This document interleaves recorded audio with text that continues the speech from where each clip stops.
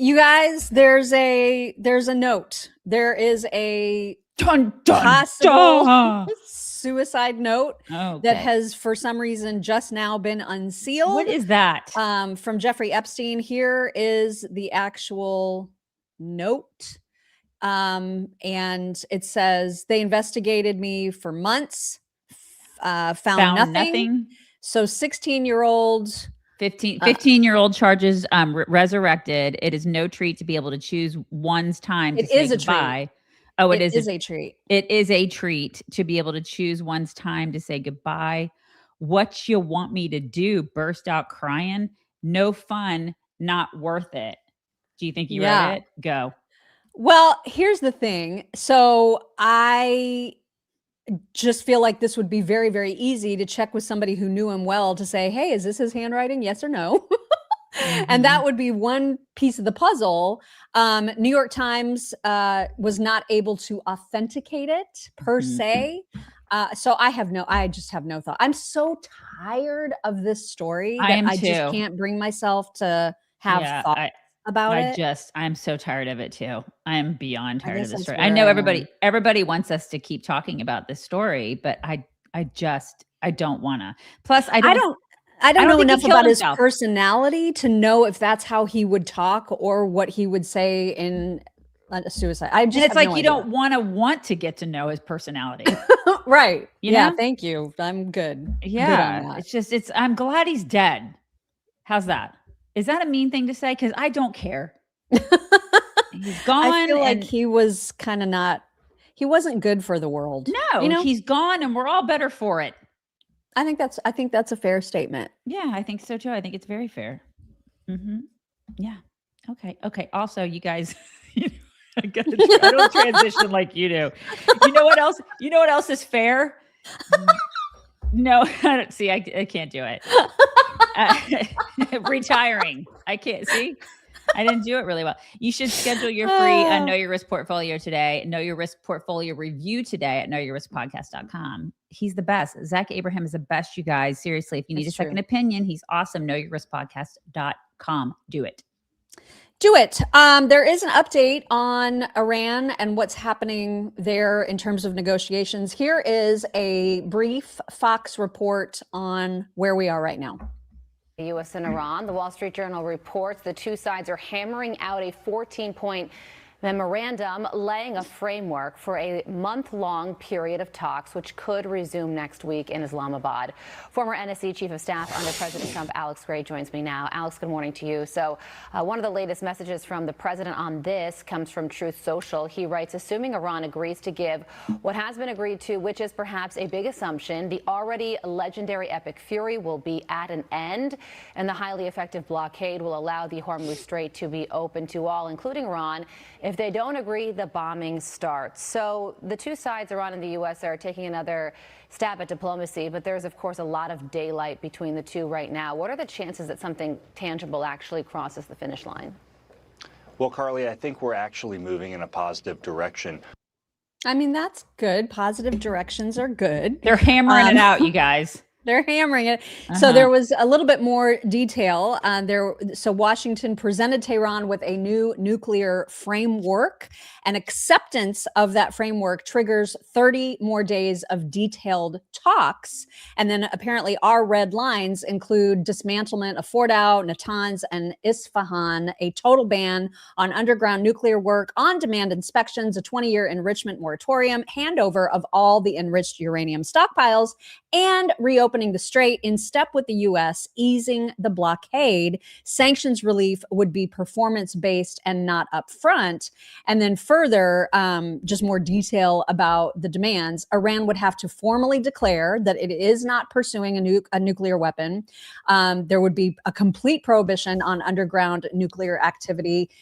Snap inspections any old time we want, with automatic penalties for violations, a 20-year halt on enrichment, and the transfer again of all of the stockpiles out of Iran.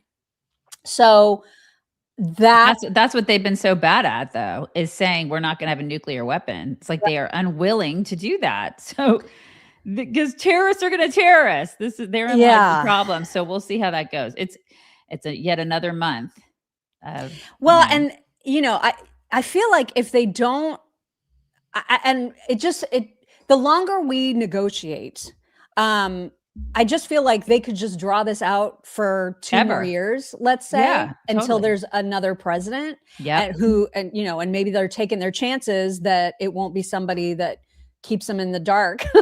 Like Trump has always got them guessing. Right. And so I don't know. I don't know. Well, I guess we'll just have to see. We have to trust that there's good negotiators. I mean, Marco and Jared Kushner, these are good negotiators. So we'll. But you're right. It could be another president that gives them pallets of cash instead of doing what he's doing. And so many people are so mad about gas prices and all this other stuff. And I worry about the midterms. I worry about 2028 because of this. I like that he's doing this. That I agree with all of this. I think it's great. Somebody has to quit kicking the can down the road and deal with these freaking lunatics. And he's doing it. He's the one dealing with it. And people don't like it. They're uncomfortable with it. But at the same time, you got people who are like, but my God. And I do worry. I mean, I know it's a leftist talking point, which I don't ever like to echo, but I do worry that, you just saw that tweet in that Fox report from Trump saying, if they don't if they don't fully surrender, essentially, then the bombing is going to start. And he says these kinds of things a lot. And then all of a sudden we'll get a tweet that says, Pakistan has asked me to back down. And he does. And so now there's there's basically all these tweets. It's a joke on Twitter now of people going, I was going to take out the trash, but then Pakistan said, maybe you shouldn't do that. So I'm not. You know what I mean? It's become enough of a routine now, this sort of hot and cold that needs to stop. It's like dealing set the red line, then actually keep the red line. It's like dealing with kids and teenagers. They will call your bluff. You've got to hold the line, man. You got to follow through on when you threaten something, you got to follow through on it. That's the thing. So that's where all of that is. And I know that doesn't really tell us much of anything, but that's all we know. Yeah. And you've probably heard by now that there's this crazy Hantavirus that's taking hold on this cruise ship that's now headed for the Canary Islands in Spain. It's got 150 people aboard, and it was hit with this deadly strain of the Hantavirus. It's killed 3 people. And it's a specific Andes strain of the Hantavirus, which is incredibly rare. But it does spread person to person, and 40% of people who get it will die. It's real bad. And so Robbie Starbuck tweeted about this, saying it's so insanely deadly that it would be criminal for anyone on that ship to be allowed off until they've conclusively found that no one has it anymore and that the virus hasn't mutated to allow for easier human-to-human transmission. It is the rare strain that already allows for human-to-human transmission, but only with very close contact. If it somehow mutated to allow for easier transmission, it'd be a nightmare that the modern world has never seen. The simple solution, and this is actually something I just asked Ron about. I was like, isn't there a Mercy ship? Isn't that what it's called? The ship that's literally dedicated to healthcare. It's like a hospital on the water. Yeah. He said the simple solution is to send out another boat to act as a short-term hospital and quarantine everyone until the threat has passed. We cannot take the chance of ever shutting down the world again. It just cannot happen. And it shouldn't have happened with COVID, which is child's play in terms of fatality rate in comparison, which is true, but it does not spread with the ease that COVID spread. So they didn't do anything in that third paragraph. They didn't do that. They didn't quarantine anybody. In fact, 26 passengers got off of that cruise ship 12 days ago. 7 of them have come to the United States since then: Arizona, California, Georgia, Texas, and Virginia. That's where they live. So, I'm just saying, are those people quarantined? No, they just got off and went home. So, that seems really dumb. Yeah, it's dumb. That seems real dumb. It's stupid. Yeah, it's stupid. So I have a problem with that. Listen, I don't like cruises. So I don't. The last cruise I took was to Alaska. Oh my God, eons ago. And I got the Norwalk virus. I got it. I was sick for 2 days on that ship. And I just remember thinking the reason I'm sick is because we're all in this close. I felt so claustrophobic. Yeah. It was the good thing about it is that everything I ate, I didn't gain any weight because I was, throwing up for 2 straight days. But because, you eat so much on cruises, you usually know you're going to gain like 10 pounds. I didn't gain any weight, but that was the only silver lining of that trip. It was, you guys, I just don't, why do people cruise? Why do people do that still? Yeah. Like a walking petri dish. I mean, a floating one. Twice. Once was completely paid for because it's when my husband's team won their IndyCar championship. And so the team paid for us to do it. And that was super fun. Right. And then the second one was a Disney cruise for Jackson when he was itty bitty. And both of them were great. But like, were they greater than any trip we've had on land? No, I would say any trip on land is better. That's how I feel too. Yeah, I feel that way too. I'd rather go to a resort and like have space. Yeah. And not have everybody on top of me, it just seems right. I get it. I totally get it. I mean, that's happening. Watch out for the Hantavirus. Is it the Hantavirus? The Hantavirus, right. And I guess watch out for whatever that Nor thing was that you got. The Nor. Although I don't know if that's spreading right now. No, it's just that when they don't clean cruise ships properly, which happens, people get stuff. That's just, and that's another thing. I'm a clean freak. So like, if I'm not cleaning the space, I'm convinced it's not clean. You know what I mean? Well, now I feel like you would fare better only because you're taking stuff for your gut health. Yes. Cowboy colostrum, which can help with gut health. So maybe you would do better on a cruise. Not that I'm saying you should go on a cruise. So much better on the transitions than I am. You guys, if you want a healthier gut, better skin, stronger hair, better energy, colostrum is awesome. It's really great. Everything starts in the gut. So once your gut is right, everything else follows. And cowboy colostrum is the best. It's true first day colostrum. It's rich in immunoglobulins and growth factors. How much we love that. Right. And they only collect the surplus colostrum after the baby calves have had their fill. And it's whole, it's full fat, it's high protein, it supports your gut health. It in turn supports your immunity and then your skin, hair, nails, and all the energy stuff. And you don't have as much bloating, all that kind of stuff. So, and it tastes amazing. I will drink it with regular milk, but you can put it in smoothies or coffee or whatever, but it's really good. I like the chocolate every day because I feel like I'm getting a treat and it's like Nestle Quick, but they have vanilla, matcha, strawberry, and the strawberry has real strawberries in it. It's really, really good. So you can get 25% off your entire order. Just go to cowboycolostrum.com/chicks. Use code chicks at checkout and you will get 25% off. Do it. Do it. All right. So there was another big, highly publicized FBI raid yesterday, and it was at the offices of the Virginia Senate President Louise Lucas, a Democrat and close ally of Virginia Governor Abigail Spanberger. So apparently this was in connection to a major corruption probe, according to Bill Maloogian, and the FBI served multiple search warrants approved by a federal judge at her office and a next door cannabis dispensary that she owns. So this broke pretty soon after our show yesterday. We started seeing news reports about this. And then what was so funny about this is that when Bill Maloogian tweeted this photo, Jonathan Martin, and I am unfamiliar with Jonathan Martin, but he said, can you read his tweet at the bottom of the screen? Because I've got a line that covers it. I do too, but I think it says, I don't know what's more unstable. The picture. Unsubtle. Okay. Or unsubtle. The picture or the laughable suggestion that she is a close ally of Spanberger. So Byron York was like, as far as the photo is concerned, seems entirely reasonable to take one straight from her Senate webpage. Right. As if, like, I don't know what Jonathan was implying there, but like Bill Maloogian just literally took the photo that she has of herself on her official Senate page. But even then, this whole thing, and like to imply that she's tight with Spanberger is ridiculous. And so Ben Dominic was like, it's the photo on her own website. I guess you could use this one. This is the thing. And Dems are like, this is political retribution. It's revenge. It's like, I'm so exhausted by the double standards. That's what I'm exhausted. And I feel like Virginia Dems have been running around kind of like Minnesota ones, where they just feel like we're above it. We can do whatever we want. And it's like, you can't do whatever you want. And now you have to be held accountable for maybe possible crimes that you've committed. And they get all bajiggity about it. Like, they're just like, what? You're saying this to us? Yeah. Yeah. No one's above the law, remember?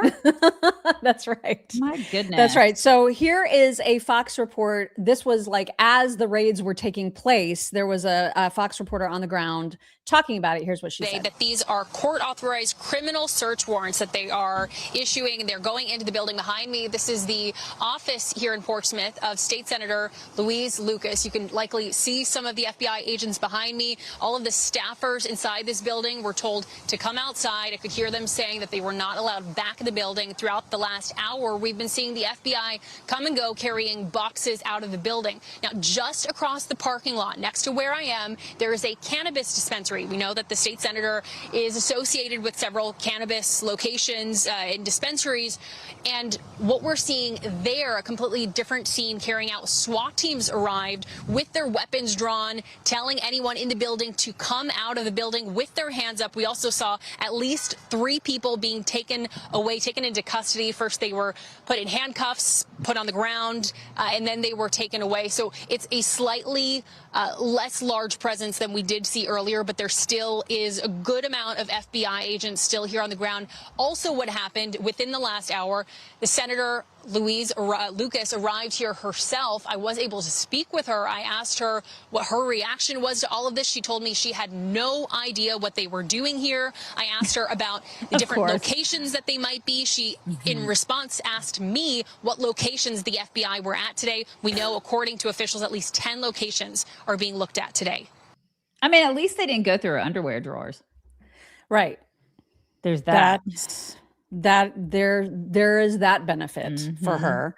I guess a few days ago, people were questioning her whereabouts. And so just to give you a little flavor, because I don't know anything about this woman, like not one single thing, except what I saw yesterday. Pretty sketch wigs. You know, right. I was told that cultural appropriation is bad. This is what I've been properly informed. And this chick's running around with like these white suburban wine mom wigs. What is that? That's true. What is that? Well, and apparently, speaking of wine, she does like to party, according to this tweet, because somebody was asking, where the hell is Louise Lucas? She apparently was missing, hadn't been seen since April 21st. And her response was to retweet it saying, I was out partying my ass off all weekend long. Where the hell were you? I was like, okay, well, we're getting an insight into her personality. How old is this? How old is this broad? And she's out partying? I don't know. I'm assuming she's in her 70s, I guess. Good for her. Because, I mean, I'm sorry, 8:30. I'm like, it's time to wind it down.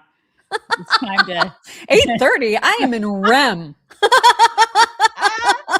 She is at 7 o'clock, you guys. So, I mean, I guess props to this broad.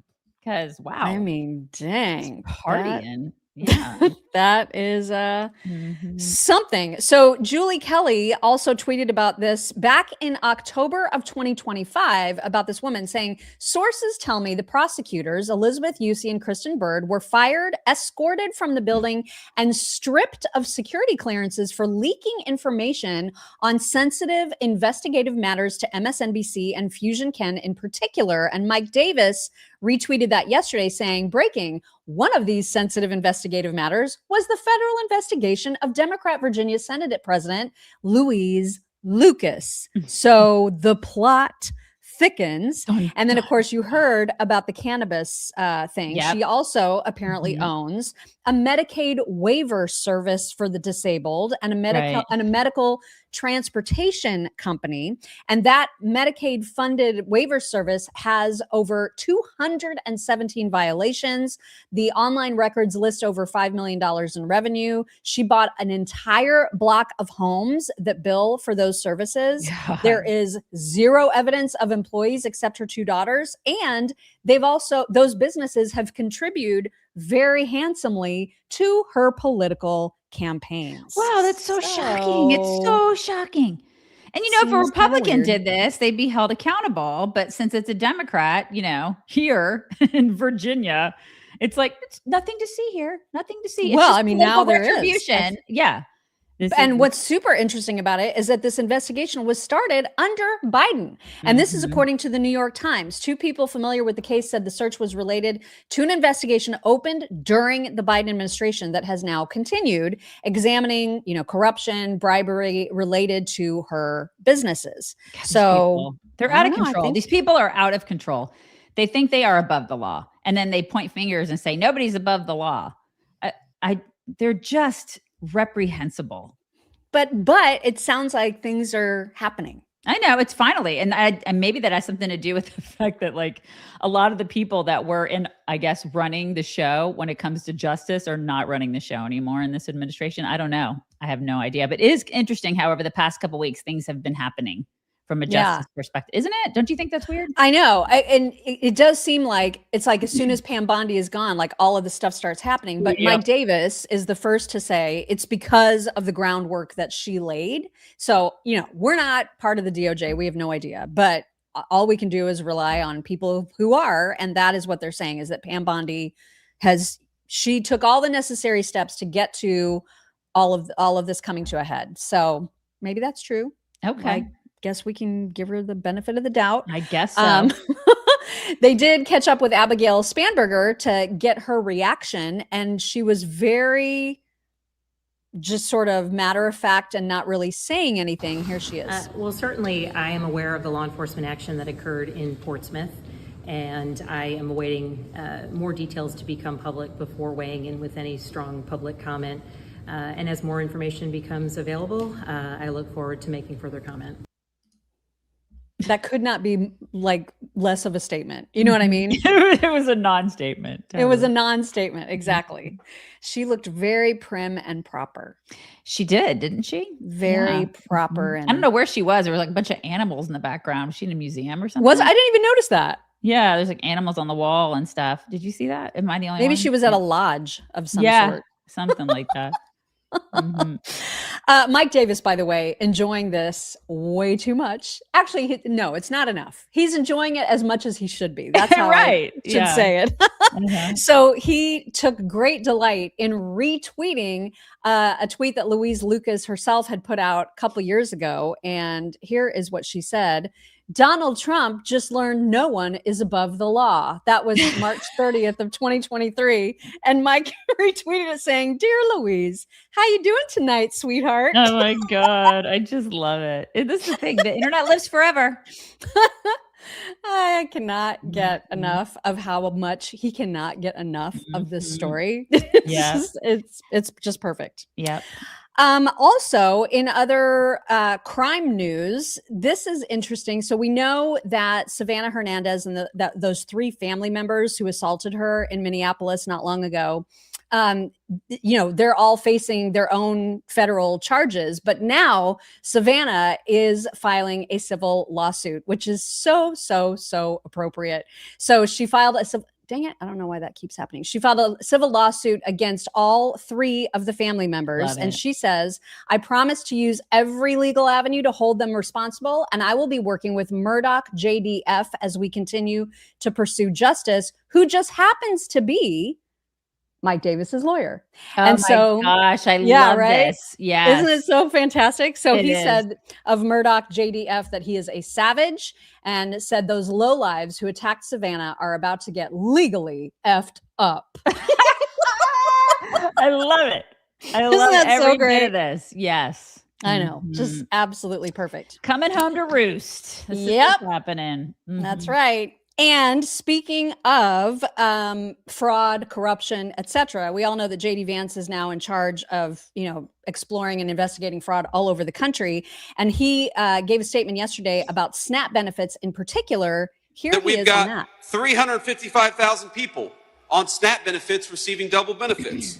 That we've got 186,000 dead people getting SNAP benefits. Oh my God. 186,000 dead Americans getting food stamps right now. I could go down and down the list. We just served 22 investigatory procedures. The Department of Justice, we went from discovering what happened in Minneapolis to serving 22, subpoenas so that we could go after the fraud that's happening in Minneapolis. And we did that in just 3 months. And yes, ladies and gentlemen, when we find crime, those people are going to go to prison for defrauding you, because that's exactly how it should be. Yeah. That's right. Totally. And this is a dude that grew up poor. So he gets it. He understands that. He understands welfare. He understands the benefits. He understands people like taking advantage of it. I mean, he gets it. He totally does. I've been seeing people on X and whatnot pissed off because of like work requirements for welfare benefits. My God. Seriously, still? Yeah, it's still. And this is our country now. Like I really would like to see some shame return to welfare. I mean, it shouldn't be something that you aspire to be on. It should be something that you want to be on for a little bit, and then you want to do everything you can to get off of it. And so many people are making it their occupation. Not okay. Or their side hustle, like all the people that own like Lamborghinis who are also taking SNAP benefits. I mean, it's insane. That is crazy. If you have a Tesla and you're on welfare, you shouldn't be on welfare. Exactly. And unfortunately, good on JD and all the work that he and his team are doing. Unfortunately, the local and state representation in Minnesota, for example, are of absolutely no help. And this is something that Dustin Grage pointed out. Democrats unanimously blocked a Senate investigation into Tim Walz over the fraud. They unanimously blocked an investigation into Keith Ellison, and they unanimously blocked a subpoena into Ilhan Omar. Do you see the trend yet? Oh, and we see I suspect that our audience definitely sees it. We see it. We totally do. They will defend criminals. God, I mean, and illegal. And it's I repeat myself. Too. Yeah, I know. I never understood it during the Doge stuff. I just never understood how they were so dead. They were just so set against them trying to find fraud. I don't get it. If somebody's stealing from you and you're like, no, don't look into it. Don't prosecute. Don't do anything. I want them to steal from me. You are mentally ill. Right? Like what? Who is doing that? The people that are, blocking the investigations, to me, that's like instant proof that they are in on it. Absolutely. You know what I mean? And so the whole system is corrupt, which is why it requires a response at the federal level, because you cannot trust these state and local officials to do what they're supposed to do. Everybody is like scratching the backs of everybody else. It's so freaking dirty. I know it is. Yeah. So dirty. It needs a big bath. And you know what? Laundry sauce is the most amazing and great smelling laundry detergent. And look at this beautiful packaging. They really are. It is beautiful. I'm obsessed with it. Like some women have she sheds. I have my laundry room. Like I got my tunes in there. I got my TV and I got my laundry sauce, and it smells like a spa in there. I don't mind doing laundry. I'm one of those weird people that's like, I just don't mind it. And I probably don't mind it a lot because I have all the laundry sauce stuff in there and it just smells amazing. And it's like you get that fresh out of the dryer smell all day long when you use this stuff. You just have like your clothes just smell amazing all the time. So and then your closet smells good too. Right. You know what I mean? Because it drifts. It does. And I don't want my laundry smelling like the same thing that I use to disinfect my bathroom. So this has elevated the laundry game. Like 3 of my favorites, they have a sandalwood. How do you pronounce it? Is it bergamot? Bergamot. And then they have Egyptian rose. My daughter loves the rose, but they have so many different like flavors to choose from. And it's not just about the smells. Like it actually works really well too. It cleans really, really well. So they have it in Target. I think they sell it at Target, but you guys should get it here at laundrysauce.com. You get a discount. Hello. Exactly. /Chicks20, promo code Chicks20, because you can get 20% off your entire order when you do that. So they're going to ask you like, where did you hear about us? And tell them that you heard about it from the chicks on the right, but definitely go to laundrysauce.com /Chicks20. You will love this stuff. It is really fantastic. Love. So good. All right. I know it's kind of old news that Minnesota's state flag changed because Tim Walz was like, how do we make this more Somali? How do we make it more gay and Somalian? Yeah. Yes. Okay. And so there was an official change that happened some time ago, probably about a year ago at this point. But I just saw this because we were just talking about Minneapolis, and I just saw this video yesterday of a guy with this very specific complaint about that flag that he would like to tell you about. Okay, you may not agree with me on this, but our new state flag sucks. And I'm going to tell you why. Once you see it, you won't be able to unsee it. Walk with me. Now, for some reason, our governor got the great idea to change our state flag. And they got a committee together and changed it from this to this. Now, a lot of people around here say the new flag looks a little bit too much like the flags of Somalia, which is a little bit of a sensitive topic around here. But that's not the real problem. The real problem is that our new flag looks like a butthole. Can't see it? How about now? Oh, we see it. We see it. I don't want a flag that looks like a butthole. And if you agree, call your state senator, call your state representative, and tell them you don't want a flag that looks like a butthole. Right. I can't believe these people. They made a flag that looks like a butthole. I can't believe it. It's stupid. You guys, if you've read an Vonnegut, you know how he used to put like the asshole in his writings? He would just like draw the asshole. That's what it looks like. It looks like a Vonnegut asshole. It kind of does. I had never noticed that until I saw that video, and now it's all I can see. Yeah. Maybe not put buttholes on our flags. How about it? I just feel like that's not a too simple much to ask. It really isn't a lot to ask.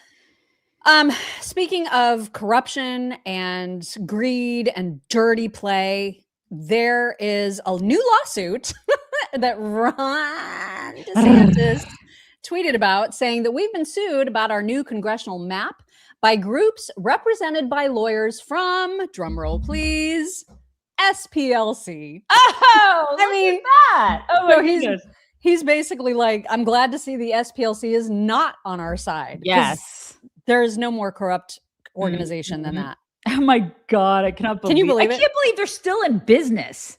I know. After everybody finding out what they did, they should be completely out. I think there's now so many charges potentially and so much investigation happening right now. I don't think that they're going to survive it. I hope that they don't survive it. Oh, we're so sad. I know. We're just so sad about it.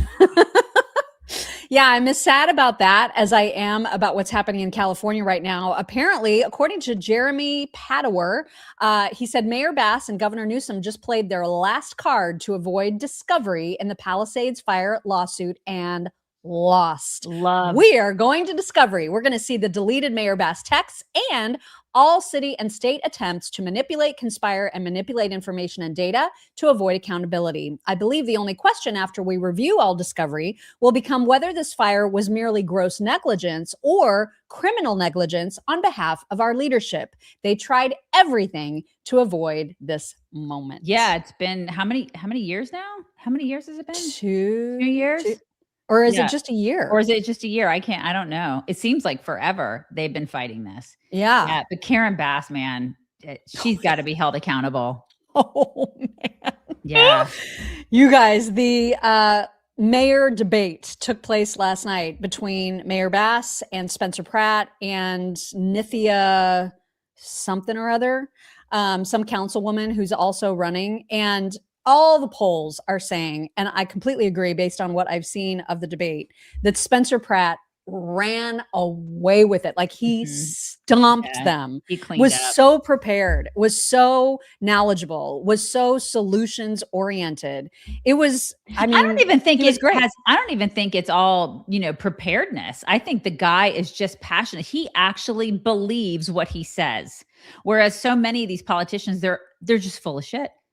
They're liars. They don't. They go in there and they put a facade on. He's real. And when you're real, you just go in there and you're real and it shows. And everybody, that seeps into the populace. Like we see it, we understand it. We can understand what he's talking about because he's one of us, basically.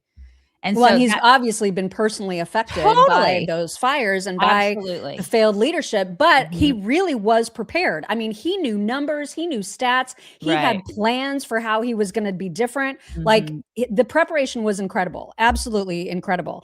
And so we've got a couple just clips to share with you. One, there was obviously discussion about homelessness, which is a huge, huge problem in LA. And that Nithya chick was trying to say, oh, we just, we need to give them beds. We need to just make sure that there's beds for them. And he was like, bitch, please. That's me, not him saying that. He should have said that, honestly. I mean, he basically said that, Right. but way smarter. Here's what he actually said. The reality is, no matter how many beds you give these people, they are on super meth. They are on fentanyl. The DEA statistic says 93% of this is a drug addiction problem. Nithya, Councilwoman Robbins' plan for treatment first, I will go below the Harbor Freeway tomorrow with her, and we can find some of these people she's going to offer treatment for. She's going to get stabbed in the neck. These people do not want a bed. They want fentanyl or super meth. These ideas cost us over $400 million to house for 70, what did you say? 3,000 people for $400 million. This is an absolute failure for both of them. He is an absolute natural at this, I swear. They say, yeah, he really is. What is it? Like the average person has like 3 to 7 career changes in their life. This guy, like, he did not plan to be a politician. You know, he didn't. He fell into this because of his circumstances. To me, that's the best kind. That's the best kind of job change. It's the best kind of career change is when like you're called to it and you're meant to be there. He's meant to be there, you guys. God, I hope he wins. For the sake of LA, I hope he wins. I know. And, you know, I feel like maybe possibly his celebrity, and granted, he was a reality star, but his celebrity in LA, maybe to his advantage. I mean, it's certainly, everybody hates Mayor Bass. I mean, she's literally the Joker. You know what I mean? She's awful. And then I don't know that a whole lot of people know this Nithya person, but she did not come across well. And in fact, in response to what you just heard Spencer say about homelessness, she accused him of wanting to team up against her with Mayor Bass. And he was like, no, again, that bitch plays. Not right. Exactly. That is not at all what's happening here. What's happening here, and here's how he responded to that accusation. First off, Mayor Bass and I are definitely not working together. I blame this person for burning my house and my parents' house and my town and all my neighbors down. I am not working with Mayor Bass. Second off, if I wanted to run against anybody, it would be the council member who is terrible. Mayor Bass has at least been a mayor for almost 4 years and has, as she talked about earlier, all the unions endorsed Mayor Bass. You think it's easier to run against the incumbent mayor with all the unions or a random city council member who's been a failure for 6 years? I would much rather run against Councilwoman Rahman. Thank you very much. Thank you very much, Mr. Pratt. So I freaking love it. I mean, he's so good at this. Right. And if they don't elect him, then shame on you. I mean, then you get what you deserve, LA. I don't know what else to tell you. He's the right guy for this job. He is. I mean, he's just eons better, like just worlds apart from these two absolute useless clowns. Right. And when people go, he's a reality star, it's LA. Right. I mean, that would be apropos. Karen Bass is a commie. Right. And I don't know enough about Councilwoman What's-Her-Face, but her ideas have been tried. They have failed. Can we just not? Yeah. And that's the thing. Again, he actually has plans and ideas and solutions so that you could tell that the moderator who asked him, you know, basically in not so many words, you're personally affected by the fires. So like, that's your thing. But like, what would you do different? Almost in an accusatory tone. To me, it sounded that way. But he turned it right around and said, yeah, I was affected. And here's why it happened. Here's the failures that took place. And here's how I would be different. And it was masterful. You lost your neighborhood. How does that really color your view of what needs to happen at this point? And how does that help others moving forward?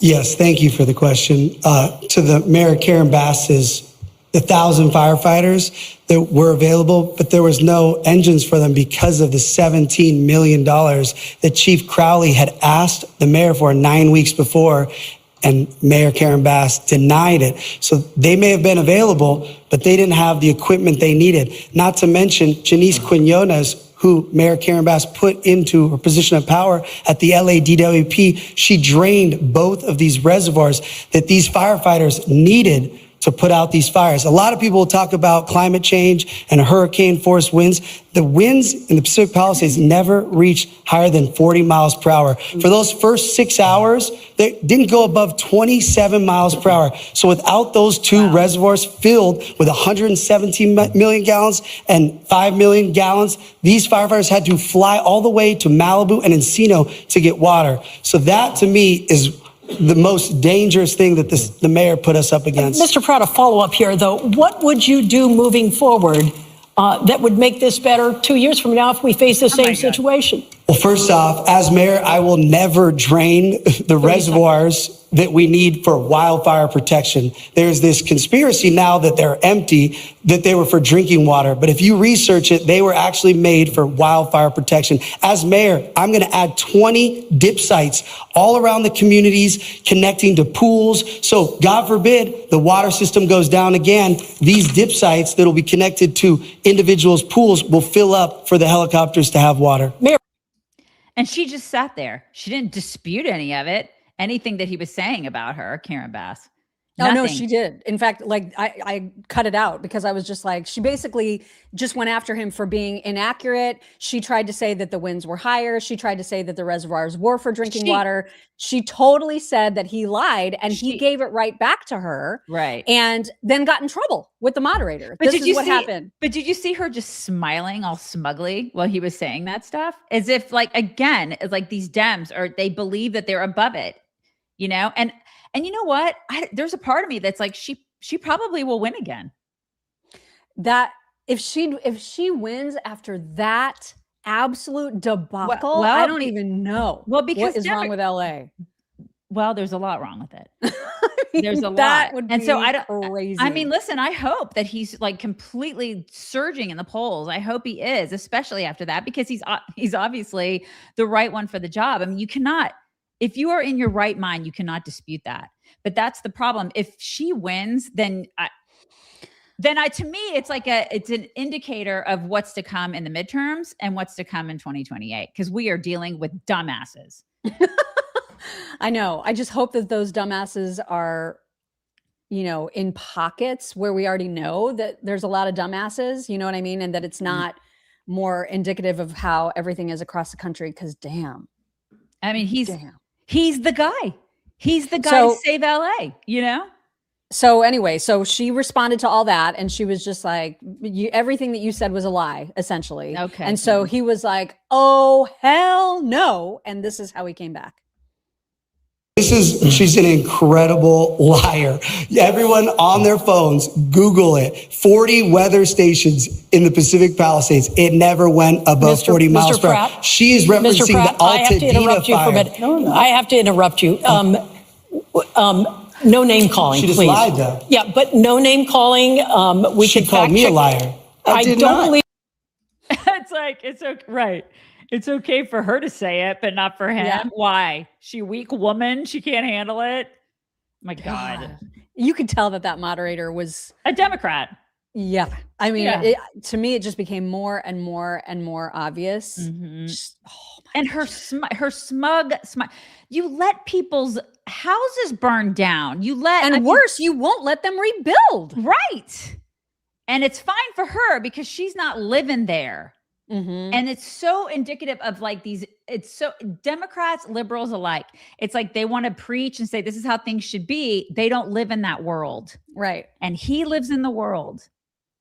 It's always rules for thee and not for me. Always. Totally. Always. So there was a unfortunate Freudian slip that Karen Bass made at one point, and we are going to show you that in a second, but not before we remind you that your information, like where you live and your personal data, could be online over and over and over again. So even if you go to pull it down from like individual sites that it may be on, they just re-up it. They're required to take it down when you ask, but it doesn't stop them from putting it back. That's why you need Delete Me. Right. Privacy is super important to me. Like I don't like any of my stuff being public. You know what I mean? I have most of my socials. I have all my socials locked down. And it wasn't until like we got Delete Me as a sponsor that I realized that I wasn't as locked down as I thought I was, because I don't want to get doxxed or anything like that. So the report that we received from them was really eye-opening. I was like, wait, they have my information and that person has my information, and then they help you get rid of it. So it's easier than ever to find anybody online, you guys. I mean, Mock is like a private investigator. If I say, find this person that I knew in 1989, she can find that person. I mean, people that can do this, right? Very, very easily. But it also shows you that we're all very vulnerable to just consequences about that. And I don't like it. I don't like having my personal privacy compromised online. And so Delete Me is like, you know how you have antivirus software for your devices? It's kind of like that for your personal data. And it's not a one-time service. They constantly are monitoring and working to make sure that your personal information is not out there for everybody to see. So it's a fantastic service. You can get 20% off your Delete Me plan when you go to joindeleteme.com/chicks. It has to be all caps, chicks. Use promo code chicks at checkout. That's joindeleteme.com/chicks, code chicks. Do it. Do it. All right. So, I mean, I tend to have the humor of a juvenile boy, as you know. And so when I heard Karen Bass try to say fire trucks and not get it right, I giggled. So yes, there were fire trucks that were broken, but there were also fire trucks that were out of use because she... We heard you, Karen. Jesus said I'm something. Sorry, but I love that. That was pretty funny. People are like, But the best moment by far of this debate was when, and I don't know what the pretext was of it, but the Nithya lady was responding to something that Spencer said, and she called him a MAGA Republican. And the face that he made, you guys, it is everything. I'm not sure how to respond to that vision of Los Angeles. This is a MAGA Republican's idea of what Los Angeles looks like. This is really not. This. It's my absolute favorite. That has to be a meme. It has to. Please, somebody make that into a meme. Ooh, MAGA Republican, scary lady. God, just shut up. That was my favorite. I just could not get enough of that. Like, I need to be friends with this guy immediately. God. Oh, so good. So good. Also, apparently there was either another California governor debate, or I just saw an extra clip that I hadn't seen before. But regardless, it needs to be shown because apparently Katie Porter is kind of obsessed with Chad Bianco being a cowboy, and she uses that in a derogatory way. Like anytime I hear about a cowboy, I'm like, hi. You know what I mean? Texas. Like that's a positive. Right. Hello. I live in cowboys are great. I live in Texas. Hello. Yeah. I mean, I have never seen so many cowboys. Like there were so many hats and cowboys in Fort Worth. I was just like, look at it. It was like, I felt like I was in the middle of a skit. You know what I mean? It was amazing. But that's just how they do. That's just how they do. That is how we do. And so but when people say it's derogatory, I'm like, why are you gay? Right. And she uses it as if it's an insult. Right. Constantly. And I remember because yesterday I was like, what did she say? And what she said was cowboy up cupcake. She did. She said cowboy up cupcake. Yeah. This is the thing. It's because of these women are afraid of masculine men who are, in fact, there are cowboys left in the world and they're great. Thank God. Yeah. Yeah. Thank you, Jesus. Yeah. So anyway, she tried to do that again. And he, I guess, is sick of it enough that he went after the fact that she sucks as a mom. And so here's the moment where it got a little feisty. I mean, I think we ought to enforce the existing sanctuary laws everywhere so we don't have crazy cowboys taking the law into their own hands. Tell that to a crazy mother who lost her child. Sir, I don't need any lectures from you about being a mother. Of course, you might. So yeah, you might. So after that, he tweeted saying, grateful to have survived tonight without any mashed potato related incidents. I love it so much. I love it. So anyway, that's how that's going. Yeah. She's terrible. Somebody, Gracie, yes, she does not have children. Yes, she has children. She does, but apparently she lost custody of one. I think I don't know what the mothering story is. Yeah, she lost custody of one and she's a person. Right. And she's getting ready to have one live on her couch. That's what she said in her ad. So, there's that. Anyway. I know that like it's old news by now that Trump faced another assassination attempt at the White House Correspondents' Dinner. And it's kind of shocking that like it's not still talked about, right? Because they talked about it for 3 days. Yeah, I mean, now it's just so common. It's another assassination. I mean, this is just now our culture. Right. And it is, because of that, it is kind of nice when you see somebody that has celebrated another assassination attempt or, threatened one, perhaps. When you see these people FA and FO, that is a joy. And here's an example. So there was a video of a woman, her name is Allison, and she was a social media manager for United Healthcare. And here is what she posted. You would think she would know better as a social media manager, but here's what she posted on her own TikTok account immediately after the third assassination attempt at that dinner. We're cooked as a country when my first reaction to hearing the news about Trump's attempt was, it was probably fake. Like immediately I was like, oh, that wasn't real. Probably fake. And the second was, aw, they missed? Oh my God. So happy they missed. Oh, yeah, that's sad. That's when you know we're cooked. Yeah, tell me you were never disciplined as a child without telling me. This, like, what a brat. They're just brats. And they just, I guess they feel as if there will never be consequences for what they are saying. She found out otherwise. Again, her name is Allison King, and she was fired after the leftism account shared that video. And now, because, leftism on the leftism account on X posted that video and it spread like wildfire, she obviously got backlash. And that backlash, unfortunately, because I don't condone this kind of action on our side either, but resulted in her being threatened and getting like a scary letter in the mail and getting a lot of backlash, etc. Allegedly.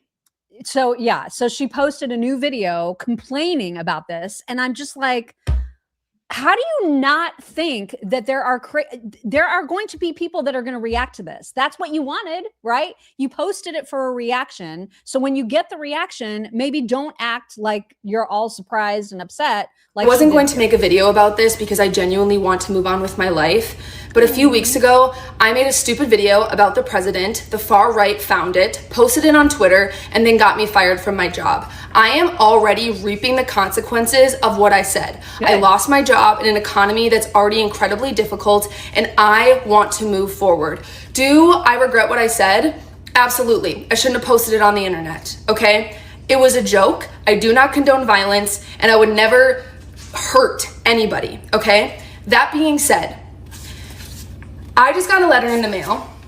They have an address on it, so I'm going to have to report it to the authorities. It's a picture of my house, and it says, Allison, how does it feel? You've been doxxed and karma, cause and effect is coming, with a smiley face. All I have to say is that we're living in an incredibly scary time. Oh my God. Please be careful what you post on the internet. People are insane. Again, I am already suffering the consequences of what I said and did, okay? I want to move forward. I want to move on. But these people are so vindictive. Oh my God. And they want to preach morality while sending me letters like this. And while leaving hateful messages on my social media, calling me every name in the book because of a stupid thing that I said about the President of the United States, who, number one, does not care about you, and number two, probably didn't even see what I said. He doesn't care. Somehow I am being held more accountable for something stupid I said on the internet than people who send stuff like this and the President of the United States, who has been spewing violent rhetoric his entire presidential career. That's really it. I don't even know what to do. I want this to go away. Well, then you shouldn't have done it. Again, zero accountability. What a coddled little brat. I swear, zero accountability, zero personal responsibility, even in her little, like, get online and talk about, which I don't even believe that letter was sent by anybody. I don't believe it. If it really happened, she should have called the authorities first and not gotten on freaking Twitter or whatever it is she got on TikTok and talked to all of us about it. I don't give a shit about your letter, lady. Go to the authorities if you did that. You shouldn't have gotten online and basically said that it was okay to kill the president. Right. That's not okay. Cause and effect is right, Cindy. Like, what is it with these people where they think that they are not responsible for their actions? That's the thing. Every time I see something like that, I'm always like, well, if it isn't the consequences of your own actions. Exactly. What does she expect? I mean, for crying out loud. Well, and it's this whole culture, it's this whole attitude that causes people to feel like it's completely fine to assassinate the president. And the worst part, I mean, we just mentioned the fact that, it got 3 days of coverage or whatever. It's like unbelievable that I saw this video, which is not getting national attention at all. But look. A Nashua, New Hampshire man and federal employee is facing charges after allegedly threatening the president. Prosecutors say 35-year-old Dean Delicii, who works for the FAA, sent an email to the White House in April threatening to kill President Trump. According to court documents, Delicii had previously searched topics on a government computer, including how to bring a gun into a federal building, as well as past presidential assassination attempts. Investigators say he later admitted to those searches and told agents he owns multiple firearms. The United States Secret Service is now leading the case. If convicted, Delicii could face up to 5 years in prison. That's it. I swear. And again, so this guy, not only did he threaten the president, but we're paying for him. Mm-hmm. He's a government employee, meaning that he's our employee. So I'm paying for this guy's retirement. I can't. I just like, what? I know. What is our world? It's crazy. And that chick that you showed before, she's the poster girl for Democrats because she'll get on and she'll be like, now I'm the victim. Right. Because I was a complete loon for saying the things that I spewed. And that guy will probably, the New Hampshire dude, freakazoid, will probably do the same thing. He'll be like, oh my God, I'm a victim now. People are saying mean things to me. Dude, you wanted to kill the president. I am old enough to remember when that was a bad thing. Right. Like, or when what? murder in general was a bad thing. And now we got fucking musicals about Luigi Mangione. Just these like people. What? It doesn't make any sense. Nothing makes sense. And then the New Yorker, so Sean Davis posted this excerpt from the New Yorker that did an article about Obama and how really he's the victim of the assassination attempts on Trump. Wait, Obama is? I know it seems like, how could that possibly be? My God. I'm going to have you read the excerpt and you will see exactly how it be. Oh my God. Okay. In the greater public, a dangerous inchoate, is that how you I don't even know. I've never seen that word in my life. Inchoate rage directed at Barack Obama persists alongside the widespread affection for him. And that rage demands vigilance. Really? I haven't thought about Obama. Anyway, when Obama first ran for president, he received Secret Service protection earlier than any candidate before him, apart from Hillary Clinton, who had a permanent security detail as a former first lady. After Trump was grazed by a bullet in Butler, grazed by a bullet. Literally, it hit his head.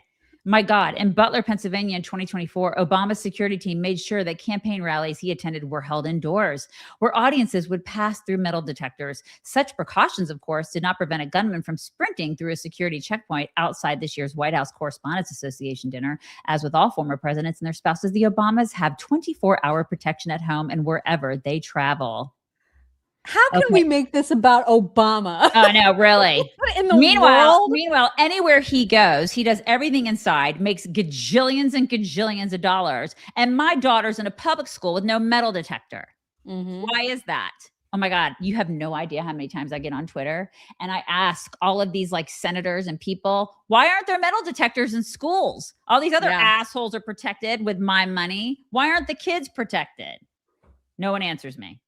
It's weird. I can't even, it's incomprehensible to me that the New Yorker decided to do a piece saying, man, it's super inconvenient that Trump keeps getting shot at because look at how dangerous it is for Obama. Right. That's literally what that article was. It's Democrats. This is Democrats. This is their brain because they have dehumanized this man to the point where they want him to die. They may not say it out loud, but they're thinking it. And the ones who say it out loud are like, what? I mean, what? What did I say? What? This is them. It's out of control. It's a mental illness. These people have 100%. No sense of humanity. None. Remember the clip that we showed of Scott Jennings getting mad at Adam Mockler and saying, get your hand out of my effing face, or get your effing hand out of my face. So that kid, Adam Mockler, is just, he thinks a lot of himself, like a lot of himself. And he's starting to get, I mean, I guess reprimanded isn't the right word, but he's getting criticized by people on his own side of the aisle. And he's even getting criticized by Michael Avenatti. Who's in prison, right? I think, well, he's in a halfway house at this point. Okay. So he can watch TV and stuff. Okay. Yeah. And he can tweet. He can actually tweet now. And so he decided, I am the right person to give some advice to Adam Mockler. And you know what? Maybe he is. Maybe he is the right person. He may not be the wrong person. That's right. Here's what he said. Please read. You can throw what I am about to say in the garbage or chalk it up to the words of a convicted felon. Or you can listen because I've walked this walk. You need to dial it back 2 clicks. You are flying far too close to the sun, but you can't see it because you're blinded by the adulation. Be smart and play the long game. And don't count on any of the people in the media or politics who presently claim to adore you so much to be there to protect you if the shit hits the fan, because they won't. I mean, who better to give that exact advice? I ask you. I mean, do you remember when like Joy Behar and Whoopi Goldberg and all those bras were like, oh my God, Michael Avenatti's so hot. He should run for president. Where are you now, Joy? You like that jailbait? Yeah. Isn't that something? So I had to share it because I was like, wow, that was not expecting to see this today on the interwebs. So anyway, that happened. I also, by the way, was not prepared to see this, that Elliot Page is going to play Achilles in the Odyssey. This role was formerly portrayed by Brad Pitt in Troy. Okay. Oh my God. This is a woman. This is Ellen Page, if you don't remember her from Juno, but that's who they've decided to cast as freaking Achilles, you guys. I can't.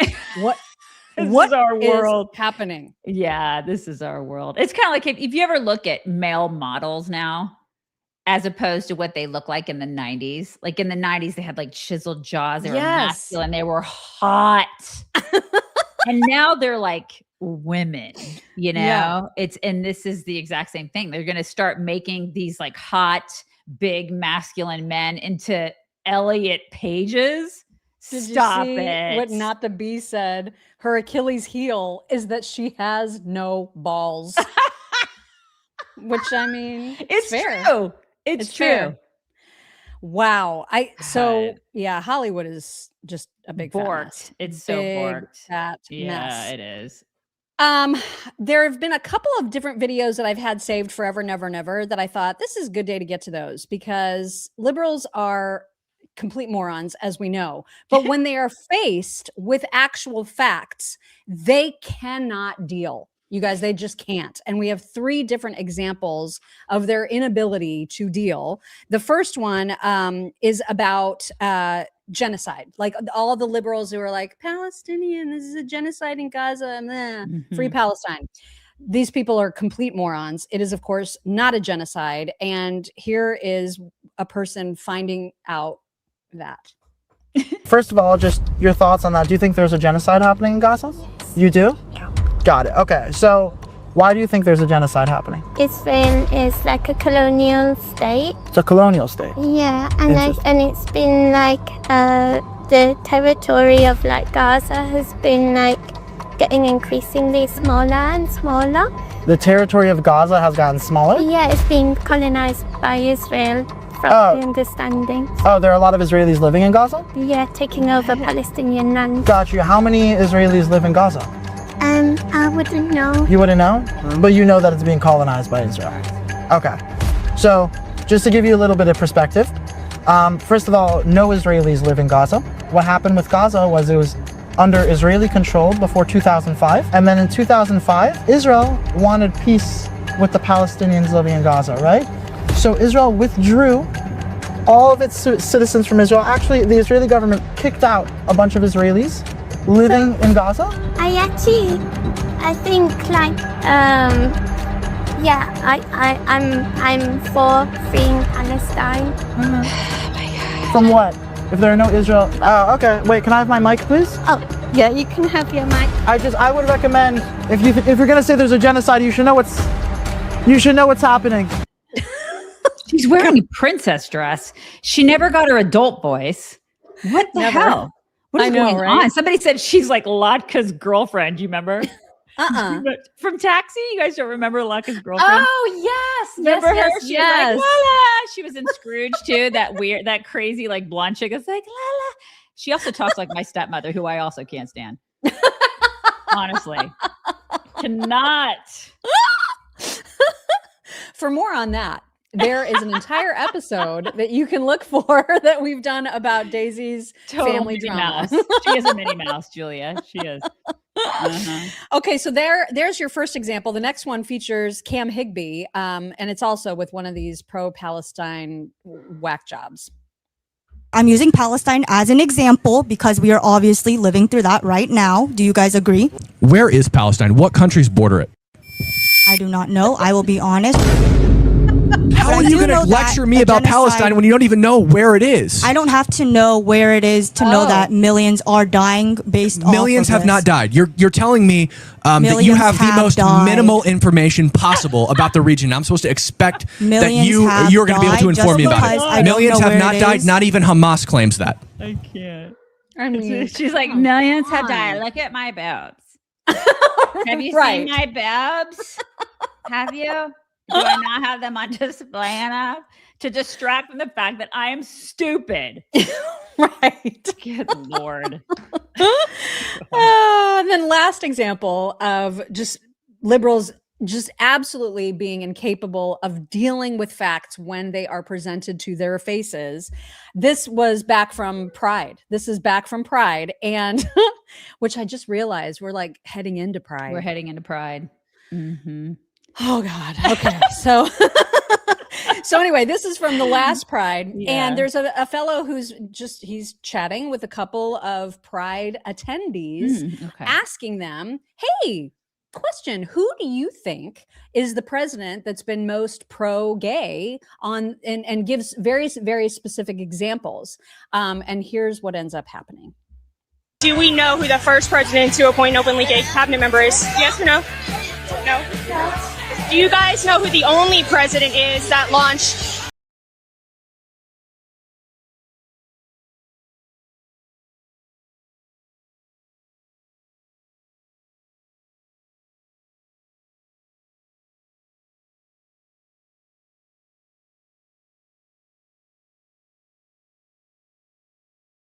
like Obama?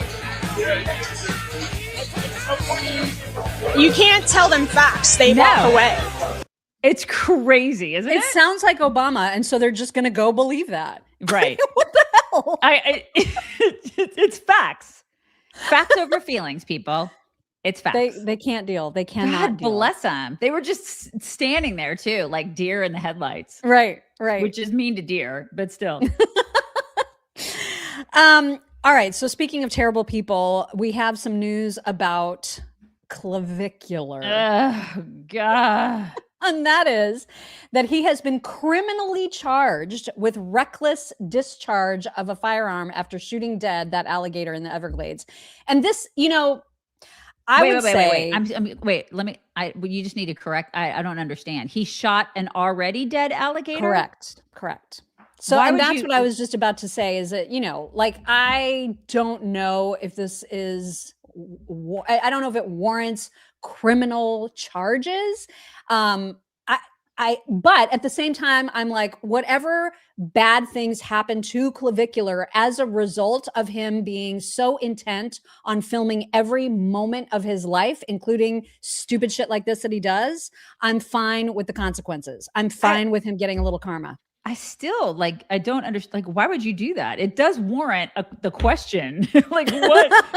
Why did you shoot a dead alligator? And I don't understand. What? So he's just trying to be. He's trying to be cool guy, with the firearm. Is that what he's trying to be? I guess I don't know. And the guy that was they were in one of those kind of boats that are open and they just have a fan, basically. It's I think it actually may be called a fan boat. Is it really? Okay, I don't know. Is it called that, you guys? Somebody knows. Somebody out here Somebody knows. will know. Somebody will know. And I know, and it is illegal. I mean, obviously what he did was illegal, and that's why he's been criminally charged. Pontoon, airboat. It's an airboat. Yeah, it's an airboat. Yeah. Close. And somebody said that the Everglades are federally protected, which makes complete sense. This kid is a loser. He's a complete loser. There is video. I don't have it, but like I've seen the video of this moment taking place, and he asks whoever is, manning the airboat. He's like, "Can I shoot that thing?" And he is told yes. Now, who told him to do that? I don't know. I don't know what the deal is with that person. No idea, but this is the outcome. So just wanted everybody to know that happened, and his troubles do not end there, because he is also being sued by a then 16-year-old influencer for, quote, unconscious, non-consensual sex under excessive alcohol influence, and he injected her face with something called Aqualix, claiming that it contained meth. So there is video of this moment. So I know his legal team is saying we deny these allegations, but it's literally on video. He obviously is not licensed to do injections into anybody's face. Listen, but why is she allowing that to happen? Because she's a retard. I mean, this is an influencer. Right. This is the thing, too. Like, I mean, come on, ladies. If that guy came near me with a syringe, there would be right. We'd have some issues. What everything about all of these people. Looks maxing her. It's all good. We're looks maxing her.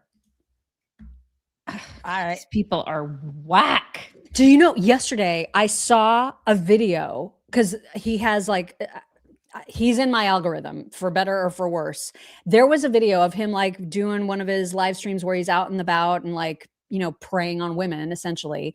And he starts flirting with this woman who's a little bit older. She's probably in her 40s, I'm guessing. Somewhere in her 40s. I know. And they're talking really, really close to one another, and they end up making out. Her daughter is right behind her, completely losing her mind, because her mom has no idea who she's making out with, but the daughter knows that it's clavicular. And then so they talk about it. He's like, "Is that your daughter?" And she's like, "Yeah." And she's like, "Mom, you don't even know who that is." He ends up making out with the daughter as well. I'm so grossed out by these people. I mean, come on, stop it. Disgusting. And then there are people who can't become parents, Yeah. Like, this is what makes me, I don't understand the world sometimes. Yeah, it was gross. It was absolutely gross. One more clip, only because I have never heard of the Red Scare podcast. Apparently it's very, very popular on Patreon, not so much on other platforms, but they do have a healthy, I think they have a subscribership of around 8,500 people that pay to listen to their podcast. And for that reason, it is considered a success. These are, I don't know if they're Russian girls. I think they are of Russian descent. And for the most part, I think we're aligned with them on a lot of things. Like they were very skeptical of Me Too kind of stuff, and they are very anti-feminist, but they also have a very cynical kind of they're not like us in that they are not patriotic in any way. They are not, they're just more depressed and depressing, frankly, to listen to. Okay. I think in comparison to us, we probably dislike a lot of the same people. They were Trump supporters in the last election, but I think they're part of the new woke right. They're falling into that category. And so they hate Israel, and they think Israel is like all of our woes and blah. Yeah. Probably. Yeah. And so because of that, though, it naturally, Megyn Kelly had them both on her show. Right. And they were talking because apparently these girls hosted Nick Fuentes on their podcast. And so Megyn wanted to talk to them about that, about the fact that Tucker also hosted them. And so they were in this conversation. Granted, I barely even listened to the conversation because I was so struck by their voices and their demeanor and just how sad they are. You know what I mean? Yeah. Yeah. And I just thought that I just need to share it because they're so different than we are. I feel like they are the photo negative of us. You know what I mean? Uh-huh. So and they're younger, I'm assuming. Yes, they're younger. They're younger. And their voices are so low and kind of annoying. I'm just going to be honest. Okay. But anyway, here is a little bit of their appearance with Megyn Kelly. I get it. I get why he's like a no-no person, why like the liberal establishment wouldn't want you to talk to him. I don't. I think it's totally hypocritical. When I was reading the remarks that Tucker made in his New York Times interview where he talks about how he regretted having Fuentes on, and to me it was kind of like sour grapes, even though I agreed with like other parts of the interview, because he says that the reason he regrets it is because it was a distraction from these other bigger issues. The problems that are facing us are primarily economic, not like demographic in nature. And I think he regrets it because, you know, let's face it, Nick Fuentes is much more popular among younger people. He really owned Tucker. He'll own anybody. And it's his moment now. He's ascendant. But I don't find anything controversial about even his most controversial remarks, because they're very clearly meant as a half joke, and it's irrelevant whether he believes them or not. Oh. And I think that the liberal media is totally like complicit in it because they are fascinated by him, much like they were fascinated by Donald Trump. And they want to keep him in the news because it feeds clicks. Yeah. They always describe him as far right, which I'm like, I'm not sure that's right, but I understand why they're doing it. Well, this is how I feel about it. Jen, this is my friend Jen. They are the sweaty balls ladies. That's who they are. I mean, I'm immediately like tired after listening to them. I'm just exhausted. I checked out in like the first 20 seconds. I checked out. I'm like, oh my God, I'm going to fall asleep. Yeah. What is this? Why is everybody so sad? Well, that's the big thing, right? That's why I wanted to show it, is because I was so struck by that. Oh my God, they're so sad. Why they should narrate golf? Because I love you guys are awesome. I love you guys. It's true. Like is that the future of she's trying to say this is the future of conservatism? Like, are these really boring sweaty balls chicks I don't know, man. I don't know why they're getting a platform with her. Because even Megyn, for all of her faults right now, Megyn is very vivacious. Like when you listen to her, you don't get tired. You don't feel like everything is so gloomy. You know what I mean? And these girls, I was just like, dang, you guys need you need some joy. You know what I mean? Right. I know. Like, does anything, it's like hard to imagine anything giving them joy. Yes. I mean, do they ever look at cat videos? Ever? Maybe they just need dogs. Maybe they need dogs. Do they constantly send each other memes like we do all day long? Because it's like we live for that, you guys. What would I do without that? Anyway, that was really depressing. I hope not. Sorry. Listen, I guess if you hate Israel, then you're in the club, right? And to be fair, I don't know 100% what their views are on Israel. I think they tend to be where Megyn is now, like kind of questioning the narrative and all of that kind of stuff. Listen, I don't know. This is the first time I've ever seen these chicks, but I 100% guarantee you if they loved Israel and if they talked about Israel in the way that we did, and if they talked about everything about Islam the way that we do, they wouldn't have been invited on her show. That's true. That is true. That's how I feel about that. Just one more super depressing thing before we get to just a few funny Candace videos. Nothing, no juicy drama today, I promise. But this is so awful that I'm not even going to play the sound. But you should know that on TikTok, there is a trend where influencers are using the audio of the moment that Charlie Kirk was assassinated as background for their outfit changes. Yeah, I sent this to my family the other day, like my family chat, and I was like, WTF is this generation? What is it? I cannot bear insane. it. I can't. Yeah, I can't either. So you're not going to hear it with sound, but just know that the sound, because here's an example. This is, I'm not even showing the video because it's just too much.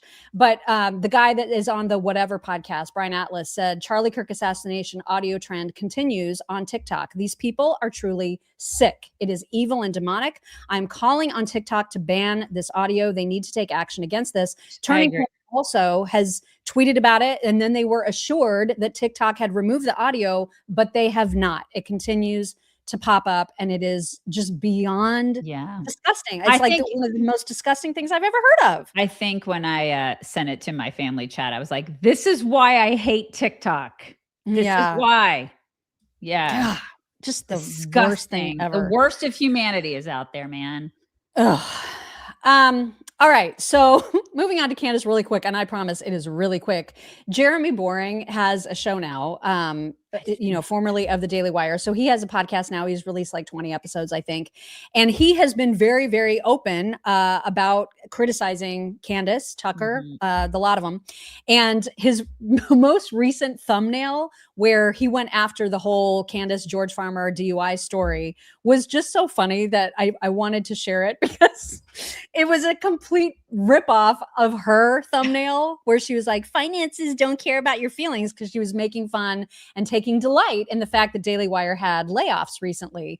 And so he was like, is it something I said? Yeah.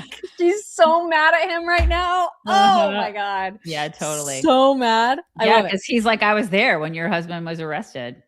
Yeah, I knew all the stories. So, keep denying it. So anyway, that happened. And apparently, I didn't watch her show last night, but apparently she spent a good deal of it criticizing Jeremy Boring, saying that it's all a big fat lie. All of this is big fat lie. So she continues to deny it. But the funniest thing, and the two tiny clips I wanted to show you, one from a show a couple of days ago, and then one from last night, she still can't say words, you guys. So after all of the mockery, after there's a whole Twitter account devoted to making fun of how she mispronounces things. Here is a clip from, I believe the first one is from last night. I couldn't believe it. The entire situation bowed out of the entire debacle. And she's still saying debacle.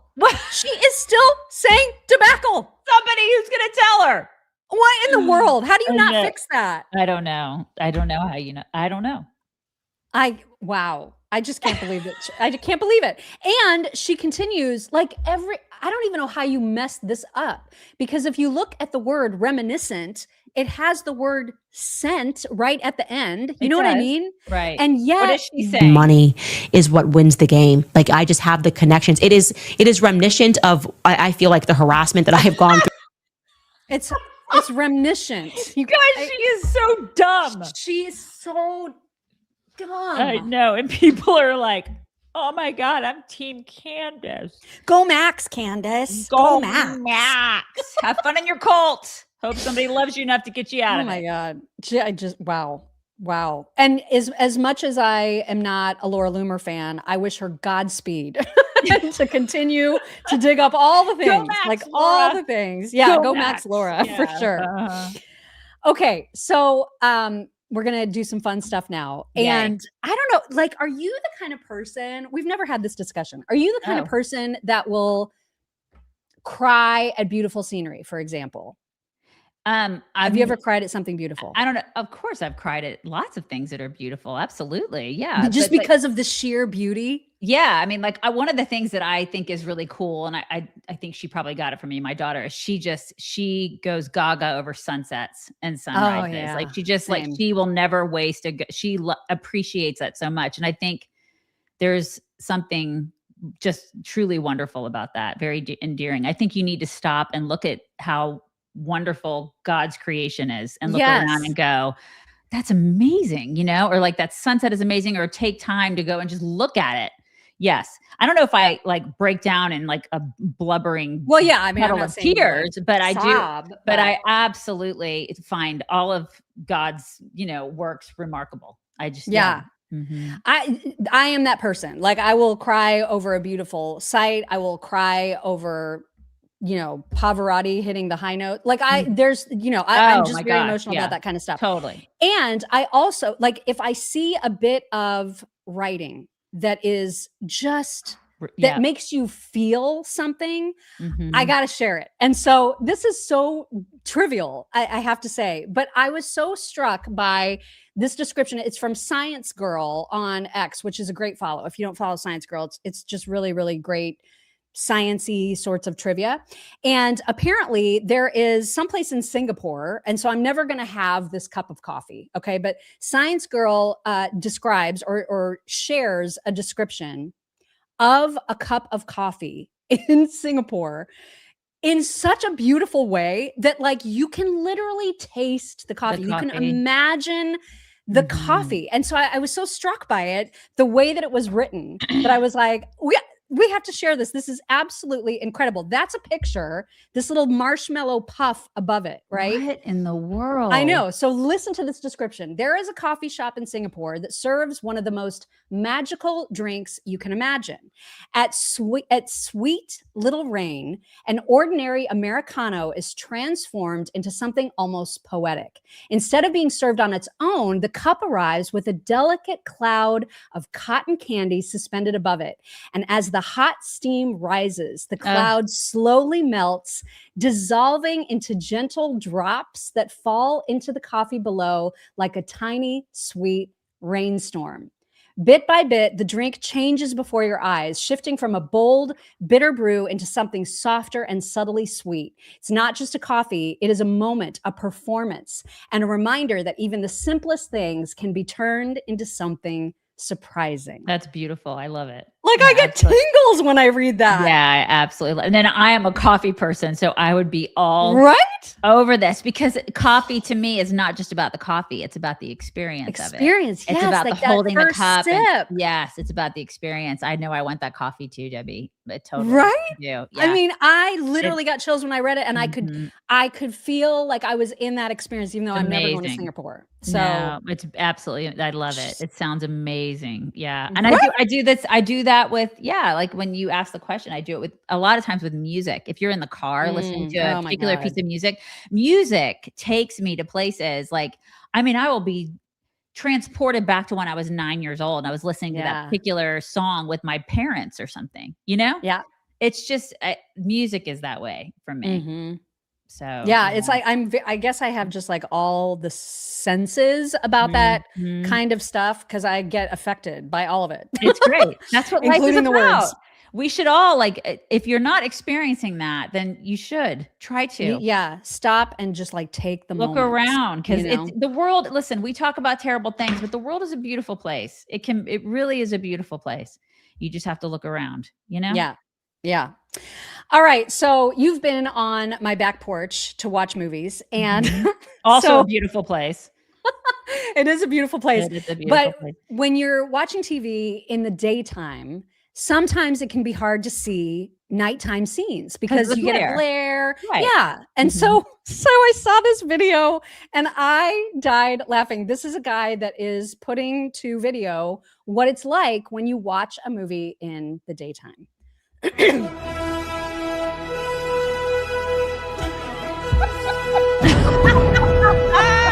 so true. It's just your reflection, you guys. It's true. But we do it. We do it anyway. I mean, we totally do it. When I Sometimes if I'm really into it, it, I will literally walk up and like try to get closer to the screen just so I can make sure I'm not missing anything. We totally do this. But that guy was so funny. Oh my God. We don't get out of our jammies. We like stay in our jammies and just lay on her porch for like 3 days straight and just marinate in our ick and watch movies. This is what we do. It's the best. It is the best. Total best. Also, I don't know if this is a menopause thing or what, but you know how like you get more forgetful the older that you get about silly things, and sometimes who are you? Exactly. And sometimes you may be in the middle of remembering, I don't know, like an old poem or something, and then things will like run together, and then you forget what exactly, and it sounds something like this. Old MacDonald had a farm and Bingo was his name. Oh, be aggressive, BANANAS. Yes, that's literally my brain. 5 songs in that. I love that. I love how he ended with Gwen Stefani. That was so great. BANANAS. I love that so much. All right. I know that you don't like jump scares or pranks, and especially when they're combined. Don't like them. And I hate them too. Like I would hate to be, I would hate to be you love pranked. watching them. I love watching them. It's exhausting, you guys. I can't help it, you guys. There's a montage, but I promise I'm rewarding you at the end. I promise, because I have something just for you. All right. But I did enjoy the montage of the jump scares because the reactions are they're just amazing.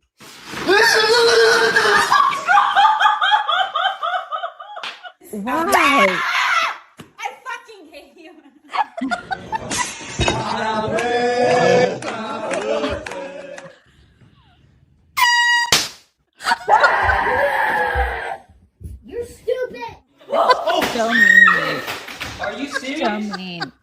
God,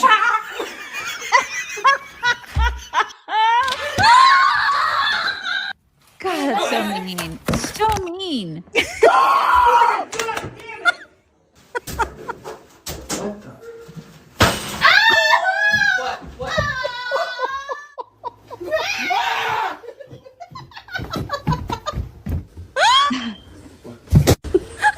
Bro, what the fuck, bro?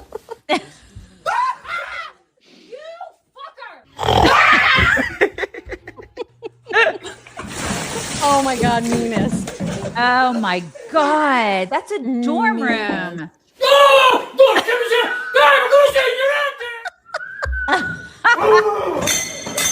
Oh my gosh. So mean.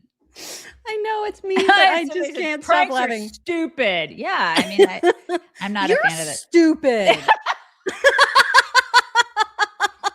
Welcome to our show. Glad to have you here. Hello, everybody. I'm just kidding. You're not stupid. Yeah. I know a lot of people don't like pranks, but you guys, sorry, but they were funny. Right. Okay. And then lastly, this is, we talk about you wanting a cat a lot. I do and want a cat. You've gone through like wanting orange cats and naked cats and like all the kinds of cats. Yeah. But have you considered a bobcat? Always. I'll always consider a bobcat. Of course. It would fit right in this house. I feel like this cat is meant for you. Yeah, I would track. This cat, this woman has a bobcat, like an actual bobcat named Murder. Of course. Of course. That would totally fit in my house. I know. Mm-hmm. And this totally makes me want a bobcat. Please enjoy.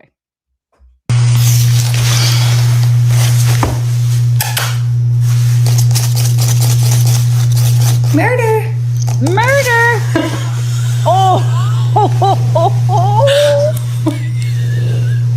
Oh my God. Well, hello. And it's cuddly. Are you kidding? I know, but also a fighter. Oh my gosh. Fighter. Look how fuzzy.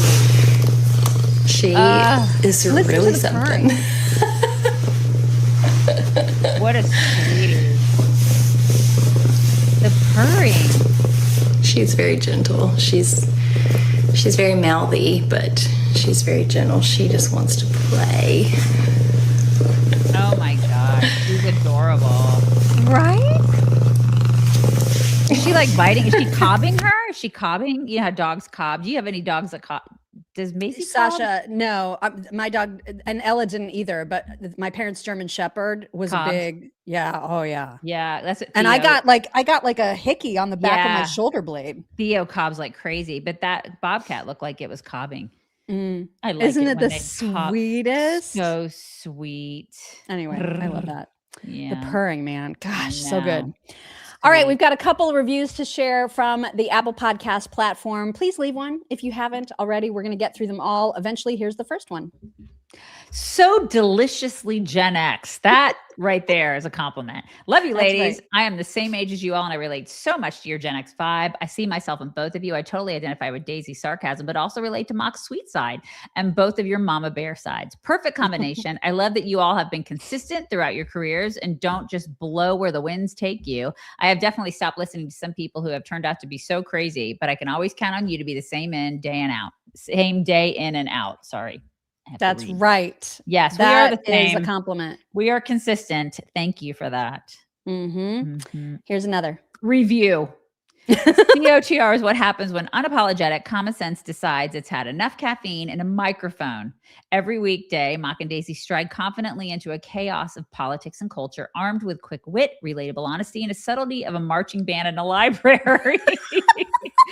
They call out hypocrisy with the enthusiasm of people who have definitely highlighted the Constitution for fun, and they laugh through the madness like it personally RSVP'd to brunch. The result, a gathering spot where conservative women and the men who bravely wander in can unwind, connect, and feel both validated and mildly roasted at the same time. I love that. Isn't that so well written? I love it too. Fantastic review. Thank you. So good. All right. We also have some thank yous. Mary Bedison. Oh, I don't know where. There she goes. Said, life is better with you jerks. What a cutie Mary is. Thank you, Mary. I know. I love that. Love it, love it, love it. Dawn Ross said, thought I would share how my mom taught me to properly say the C word, which I hate, once I was an adult. Dang it. I'm sorry that this keeps happening. She said, suent.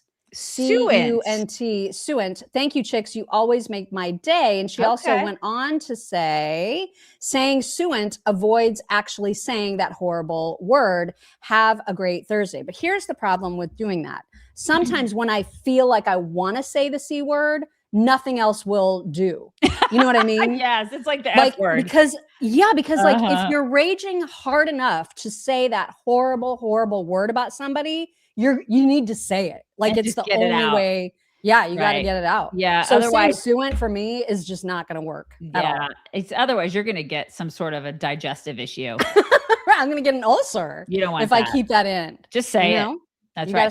But I love that though. Suent is good in a pinch. I mean, if you need to code it. Yeah. Or like if you're in some sort of a professional setting, which we never are anymore, but I totally get it. This is as professional as our settings get. Mm-hmm. Let's see. From the ball pit, Jane Pavlis said, Texas solution for the Islamic enclave, release the Boers.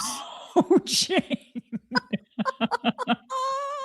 That was kind of like, remember how I was always like, why don't they just release piranhas in the Rio Grande when we had all of the illegals coming? Wild boars. It's a real thing around here, and that's a viable solution. I mean, it is a solution. Solution, indeed. Yes. All right, now you. Marcy Peralez. Good morning, Mock and Daisy. Happy Friday Eve. Hope you have a wonderful day. Much love. Thank you, Marcy. Shelly Bolton. Hi, everyone. Friendly reminder. Did everyone click the like button? And are you subscribed? If not, please do it now. It helps our chicks.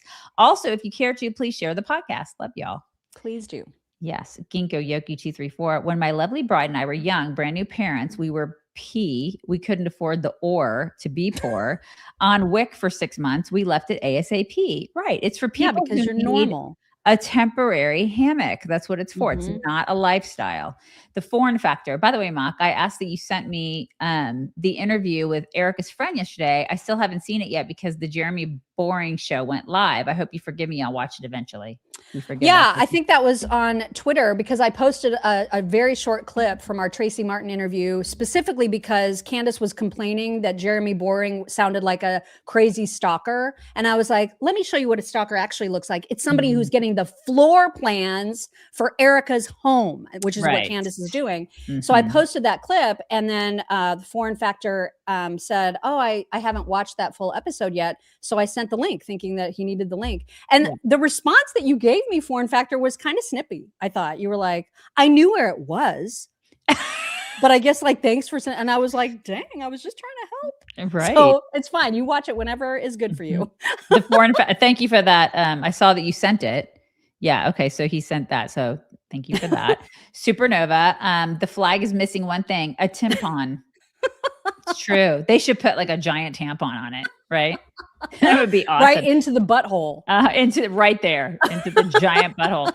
Teresa CTM retired USN 03. Abby Spam is a shapeshifter. How milquetoast is this loser? Abigail Spanberger. Spanberger. Yeah. Yes. Just the worst. Very milquetoast. Teresa CTM retired USN 03. Nithya Raman to Karen Bass is like Brandon Johnson to Lori Lightfoot. Totally. Very good comparison. Yeah, it's a really great comparison. Kelly B loves the music. Porter said, cowboy up, cupcake as the next sentence after he rant about disrespect on the stage. Her hypocrisy keeps her number one in the most hateable spot. She's just, who likes her? Like, who actually is like, I want to be friends and know that woman? Other liberal women. Because she's the poster woman for liberal women. That's who they are. Awful. Yeah, they're aren't they awful? They're terrible. Right. Ginkgo Yoki 234, the former social media manager. I'm the victim. She FA'd without expecting the FO. Life is not about choice. It's about the consequences of the choice. Yes, Ginkgo Yoki. Ginkgo Yoki, I think more about how to plunge a stopped up toilet than I do about Obama. By the way, LSU doesn't like Obama because a G in front makes it go Bama. Oh. Ginkgo Yoki, casting Ellen Page's Achilles proves that the universe is made of protons, neutrons, electrons, and morons. That's right.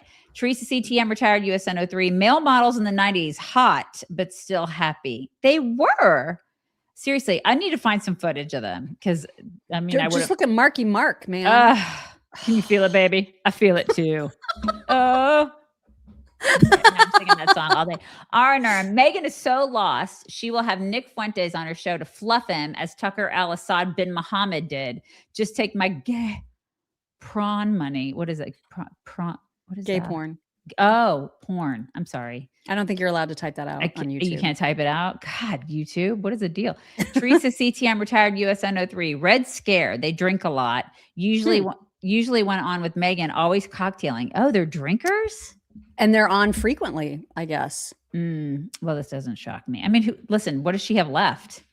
She's literally got like Pierce Morgan and Candace and Tucker, and then those Emily. She's got Emily, just the other people that she's hired. Mark Halperin and like, what's her name? Maureen, somebody or other. Yeah, whatever. The chick from Daily Mail. Is that who that is? Yeah. And then now the Sweaty Balls chicks. There you go. That sounds like a good lineup. All right, you guys, we're bringing it in. Wait, no, there's so many more. There is? Yeah. Oh my God, there is. I'm sorry. I thought I was at the end. Teresa CTM, retired USN 03. Red Scare, they drink a lot. Okay, you got that. Okay. Yeah. Supernova, I'm thinking about becoming a nap influencer. I will live stream my naps. Actually, you'd probably make a lot of money doing that. You probably would. Yeah. I mean, I'm being serious. So do it. Monetize it. T Media and Publishing, please don't forget that this is the National Day of Prayer. Pray for the USA. In the words of President John Adams, we recognize no sovereign but God and no king but Jesus. Yes, everybody pray. Herbal THWA, regarding Candace's stupidity, check out Tim Pool's take on her Nigerian prince theory about her on last night's show. I did not see I'll have that. to look at that. But we'll have to look at it. Okay, now I'm at the end, right? Yes. Now okay. you're All right. I'm sorry. I almost missed those, you guys. Everybody have the best Friday Eve, and we'll talk to you tomorrow. Bye. Hello, beautiful people. This is the Chicks on the Right's Indian correspondent. Thank you for watching or listening. Be very sure to like, subscribe, and ring the bell to stay up to date on all of their delicious content. Okay, thank you. Come again. Okay, thank you.